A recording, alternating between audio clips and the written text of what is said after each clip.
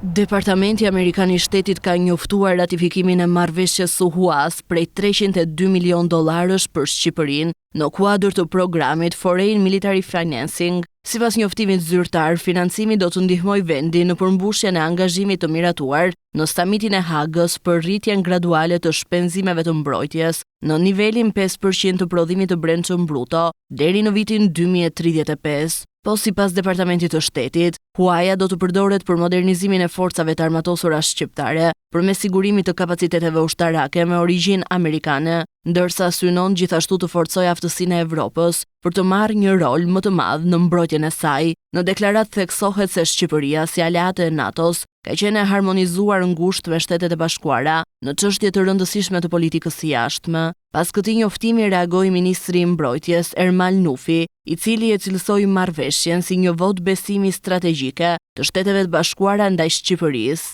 Mirënjohje Shteteve të Bashkuara të Amerikës për partneritetin e palëkundur strategjik dhe mbështetjen e vazhdueshme në ndërtimin e një mbrojtjeje më të fortë për Shqipërinë, rajonin e Mëgjer. Kjo mbështetje do të përshpejtojë modernizimin e kapaciteteve tona ushtarake, do të rrisë gatishmërinë operacionale dhe do të forcojë kontributin e Shqipërisë për sigurinë kolektive të aleancës, deklaron ministri Nufi. Marrëveshja me SBA u votua në kuvend me 27 korrik dhe u dekretua më 30 korrik nga presidenti Bajram Begaj.